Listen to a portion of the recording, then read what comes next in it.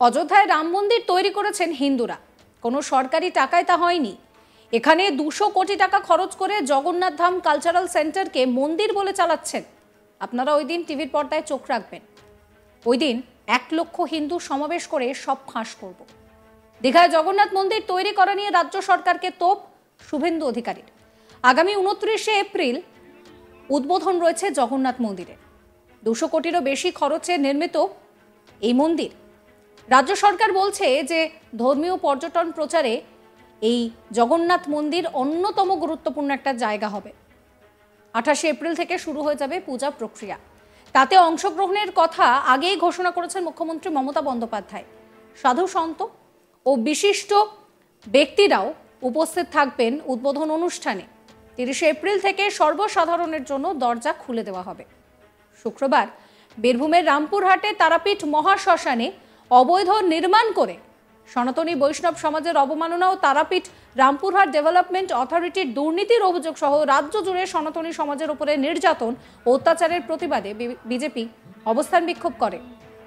আর সেই প্রতিবাদী সভা থেকেই শুভেন্দু অধিকারী দীঘার জগন্নাথ ধাম প্রসঙ্গে আক্রমণ করে বলেন যে অযোধ্যায় রাম মন্দির তৈরি করেছেন হিন্দুরা, কোনো সরকারি টাকায় তা হয়নি। এখানে 200 কোটি টাকা খরচ করে জগন্নাথ ধাম কালচারাল সেন্টারকে মন্দির বলে চালাচ্ছেন। সরকারি টাকায় মন্দির হয় না। আপনারা ওই দিন টিভির পর্দায় চোখ রাখবেন। ওই দিন বিরাট হিন্দু সম্মেলন হবে। 1 লক্ষ হিন্দুর সমাবেশ করে সব ফাঁস করব। কি বলছেন শুভেন্দু অধিকারী, শোনাবো। একইভাবে তারাপীঠ মহাশ্মশান তার সংলগ্ন যে মহানদী দ্বারকা নদী, তার পরিচ্ছন্নতা হয় না।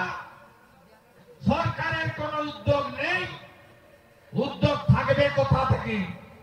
এখানে যে সরকার আছে সেই সরকারটা হচ্ছে মুসলিম লীগ তোষণের সরকার।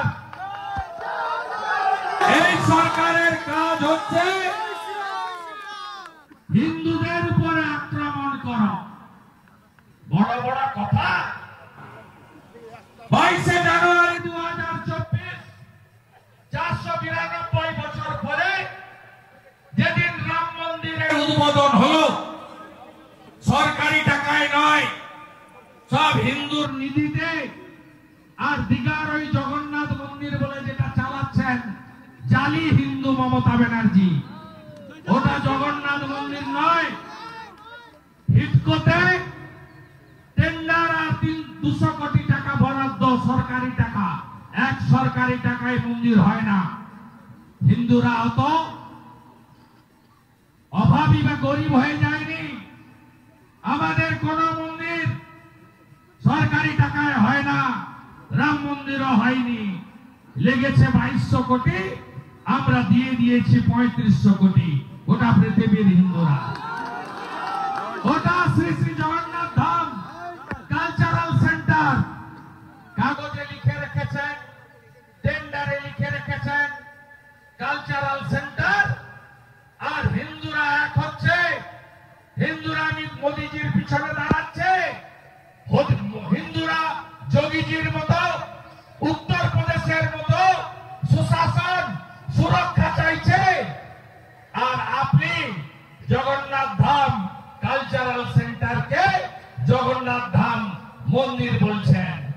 আপনারা ওই দিন টিভির পর্দায় লক্ষ্য রাখবেন।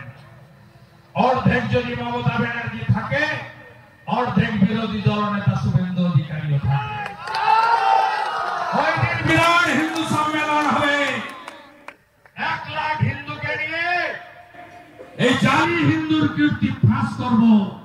22শে জানুয়ারি 492 বছর পরে রাম মন্দিরের উদ্বোধন হচ্ছে।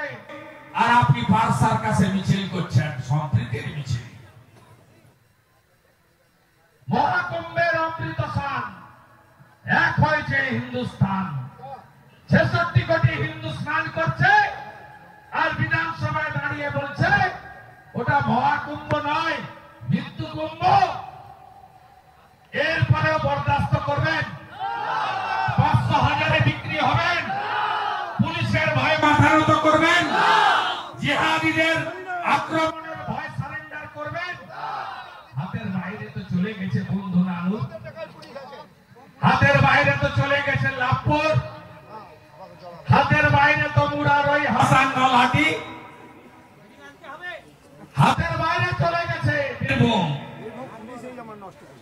মা তারাপীঠের মা, শান্তিনিকেতন, জয়দেবের মেলা,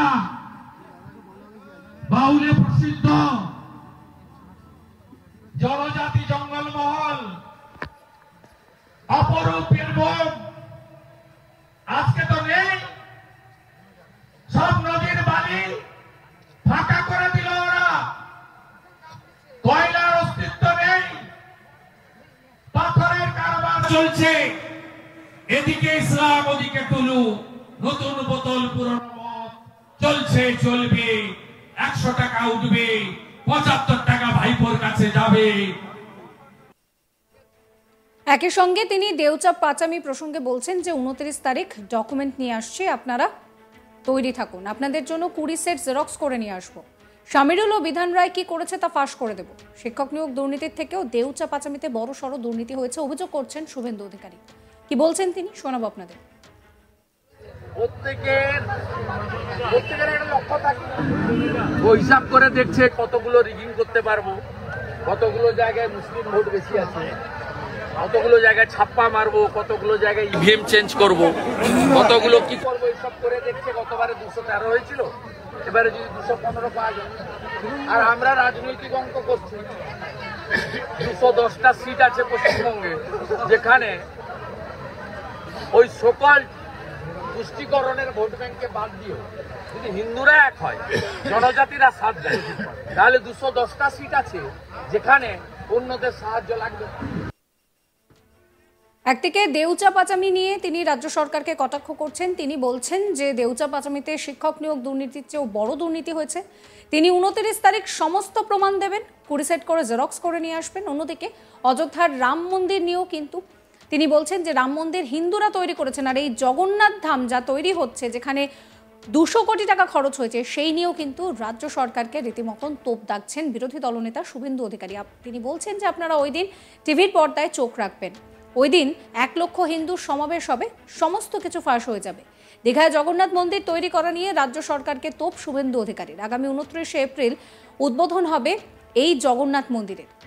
28 তারিখ থেকেই পুজো অর্চনা শুরু হয়ে যাবে। সেখানে থাকার ঘোষণা আগেই করেছেন মুখ্যমন্ত্রী মমতা বন্দ্যোপাধ্যায়। সাধু সন্ত ও বিশিষ্ট ব্যক্তিত্বরাও তারাও উপস্থিত থাকবেন উদ্বোধনী অনুষ্ঠানে। 30 এপ্রিল থেকে সর্বসাধারণের জন্য খুলে দেওয়া হবে এই মন্দিরের দরজা। শুক্রবার বীরভূমে রামপুরহাটে তারাপীঠ মহাশ্মশানে অবৈধ নির্মাণ এবং এই সমস্ত কিছু নিয়ে কিন্তু রাজ্য সরকারকে তোপ দাগলেন শুভেন্দু অধিকারী। এই বিষয় সম্পর্কে আপনারা অবশ্যই আপনাদের মতামত জানাবেন। সমস্ত খবরের আপডেটের জন্য চ্যানেলটিকে সাবস্ক্রাইব করবেন, নোটিফিকেশনের জন্য বেল আইকনে ক্লিক করবেন। আমরা হোয়াটসঅ্যাপেও রয়েছি, ফলো করবেন আজ তাক বাংলার হোয়াটসঅ্যাপ চ্যানেলও।